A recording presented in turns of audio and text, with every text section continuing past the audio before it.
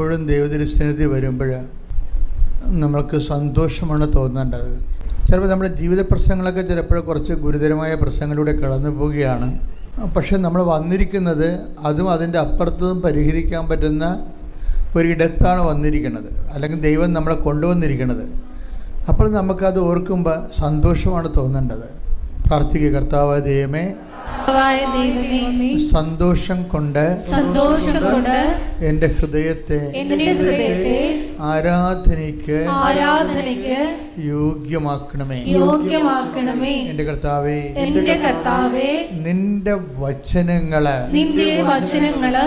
കൊതിയോടെ കേൾക്കുവാൻ എനിക്ക് പ്രത്യേക അഭിഷേകം നൽകണമേ.